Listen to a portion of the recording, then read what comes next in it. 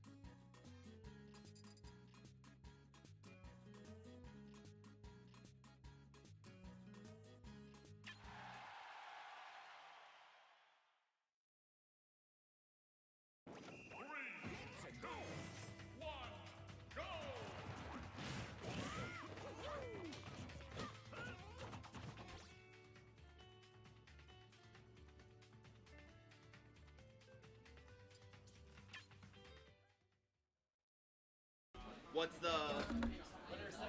Okay. Do you want to commentate? Yeah. You can use that one. I don't care. No, this one you have to wrap around your neck. Okay. Oh God. Oh God. What is this product? Oh, okay. I don't know. Is this game one still? Oh, cool. We got it right in time. All right, guys. Sorry for that lack of commentary that may have been happening, but this is Pulse Ori. This is Ksev. And we're here to commentate winter semifinals of Kidog and Smasher1001 versus the Michigan favorite, Ksev and Dix. This is going to be interesting, I think. Kidog's first tournament in well over like 3 months. That's from what I heard. I mean, I've been gone for a month too, so it's kind of hard to say. Yeah, that's true. But I think Smasher and Kidog have some of the greatest team synergy I've seen in Michigan. Yes, and I'll say that for Ksev as well. And we're going to see that this is a battle of synergy. Yeah, I think Oh, wow. possibly the Kidog and Smasher team are more consistent, but the synergy between Ksev and Dix is way more explosive. Like, when they get a lead, watch out. Yeah. And now this is interesting. Kidog opting to go Villager. I remember seeing them use this team composition at Gamers for Giving back in October. And basically the plan is have Mario cape the tree. That's correct. And catch it with B, so it does, You get what, the 3 times? I don't even know the math on that. But kills you at 0? it's an instant kill, for sure. Exactly. It's a way more, I guess it's a derivative of the bucket strategy with way more setup, but possibly more payoff, just because the hitbox is way bigger and you're more likely to sort of accidentally run into it. Exactly. And with the matchup they're going against, the red team, with Fox and Toon Link, it's actually going to be quite hard for the red team to actually pull off the full tree. Because when people see a villager trying to plant a tree in teams, they're going to rush down the villager. They're going to ensure that that tree is not going to be growing at all. I'm not sure how this synergy has sort of developed since October. It doesn't look like they started off the match. Like, I used to see them try to start off the match and just set it up right away, but it looks like they sort of just let it happen as it happens, which is probably a more straightforward way. I know a lot of Game & Watch's teams, they're just going to try to get that first bucket filled right away, and they'll take the hit right off the bat, and that's just what they're going to do. Exactly. But it looks like these guys are just sort of waiting for a moment of peace. Yeah. But in doubles, there's no moment of peace. No, I don't know what there is no such thing as peace so I don't, in doubles. Both the characters are very strong, and they're both strong players, so it's possible they can win on that alone. But they do have that sort of quote-unquote combo finish if they need it. Yeah, and I believe Fox actually has 1 stock left. So it's the green, the stocks are actually, oh no, the blue team is at a slight deficit by 1 stock. But both Smasher and Kidog are at kill %, and just like that, Fox gets the kill. Now Nate's gonna have to play, or Ksev's gonna have to play a little bit more patient. Oh, Woo! okay. That was a, Woo! it wasn't a countered It wasn't a pocketed tree, so it wasn't going to kill.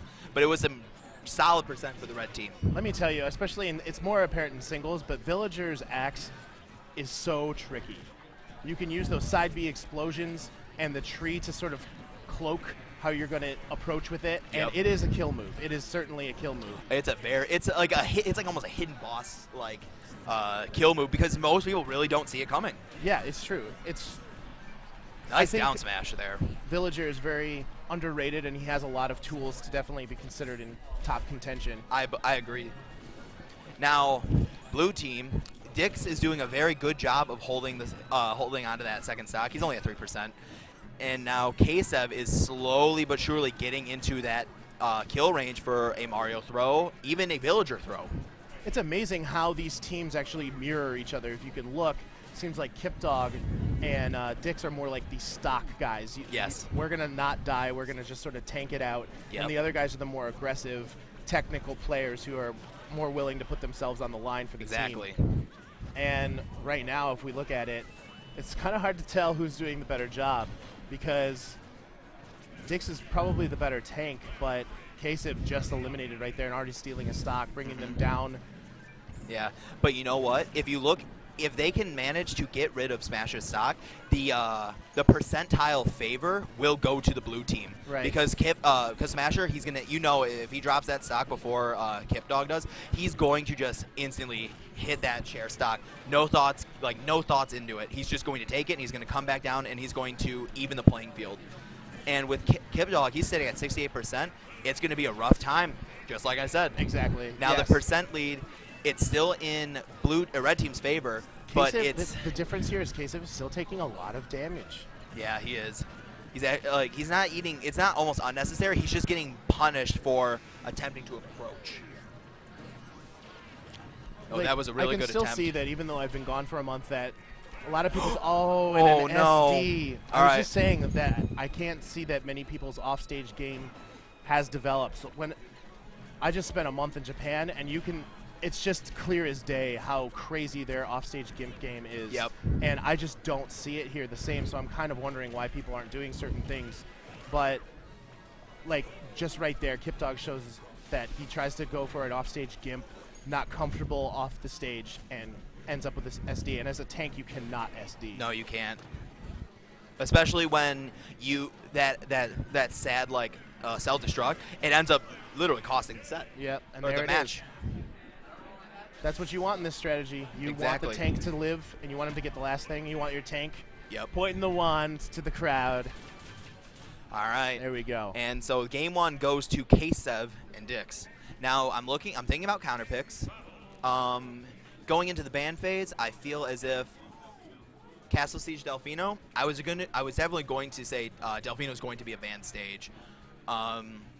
That's too good for Mario and Villager because a triple turnip with any sort of sweet spot that can kill fairly early. It's a very potent kill move, and Smasher1001 is very good on that stage. Very good. And it's not a good stage for Fox, in my opinion. Probably not. No, he can't really take advantage of the quote-unquote sharkingness of the stage. There's nothing he can take advantage. I don't think he's quite disadvantaged as much on it, but he can't take advantage of it surely. Exactly. As much as the other guys can. Yep. Now, Battlefield is likely the counter pick because it is the perks. They love their Battlefield, and they're going to Battlefield. All right.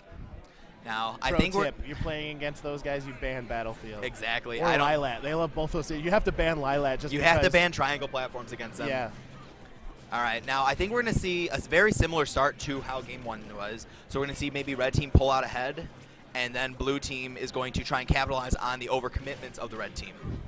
Well, in these early stages, I mean, you're still seeing the roles are very similar. No, Villager's got the recovery. I'm not even worried about it. I was just like, why did the camera suddenly shift down there so we fast? go. See, now we're seeing some decent offstage game with Kidog. He's balancing that invincibility edge that a lot of people haven't really figured out. He seems comfortable on the edge here, so hopefully, I heard him off camera say, I don't know what happened there. So it's possible that he just missed a jump or something must have happened. He's normally very comfortable, especially with a character like Villager off the edge here. So that was a very nice nair out of shield. Most players would have opted to try and attempt to grab, but Villager's grab, folks, that is just not that good. it's one of the worst grabs in the game in terms of just startup and cooldown if you whiff it. It's atrocious. And instead, he ended up going for a nair, and it was a much better punish and was able to net them more stage control, which is what they needed when they're being pressured like Kidog was in the corner. I mean, when you're looking at this, I think one of the major things that I notice is the roles of the tanks.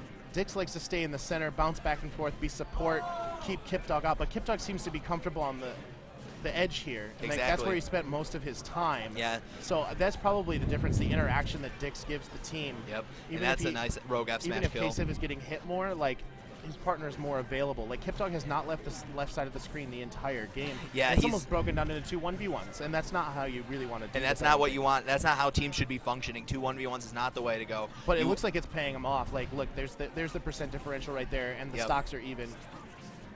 All right, Dix has got to watch out. Good. Very proper punish. Mario's back throw. That spike. Anyway, Mario's back throw. When he's spinning, it has 2 hits. After the second throw, there's no more hitbox. So Ksev dashed in after the second twirl, punished so Dix would not get killed by a back throw. As somebody who is a constant victim of Ksev's technical game and proper punishing, he knows exactly when he needs to get in there, and he knows exactly what move he can do to punish appropriately. And the friendly fire up smash kill. I mean, it was they traded a stock for decent percent onto Smasher1001, so kind of semi GameStop trade, but we'll see how this benefits the blue team. They've got a percent lead right now. Yeah, more than that, I think the momentum has shifted ever since that spike. When a tank takes out another tank, you could see it already. Like, just. Yeah. They're falling apart a little bit. Like, they're not as comfortable as they used to. They're trying new things, and Ksev and Dix are just doing exactly what they've been doing the whole time. Yep. Kidog finally on the right side. I was just about to comment that he is. Oh no, he's back to the left. Back to the left. He's back to his house. He must have heard. He's like, oh crap, they got me. They got me, guys. And what I'm seeing is that now that I think. There's this thing I've noticed about Dix when he plays. He takes a game to try and learn a player's play style, and once he learns that he either has to start respecting it a lot more, or he has to just go in because he knows he's just clearly better. What was I trying to say? Wait. Let's see this off stage. Oh no. That would have been really interesting because both Kidog and Ksev were sent off to the left, and I thought that Kidog was in a position to sort of off-level KO him, but he just sort of went for the safe route and tried to recover before he even took advantage of the situation. All right. Ksev's doing a great job stock tanking, but no, it's actually Dix. Yeah, no, it's Dix. No! Dix. And now we have an SD. Dix had the biggest smirk on his face when he tried to do that. Oh no! You want to know what? Oh damn! That's the story of these. This is a team of 2 doubles teams using the same strategy where you have a tank and an aggressive player. And what's the difference in both games? It is when the tank SDs, the whole plan falls apart. Exactly. But I wouldn't count out Dix. Smasher is going to be the aggressor, so you might see him put himself into he might overcommit, and he might be able to eat a nice Toon Link smash attack, because Toon Link smash attacks are very, very strong.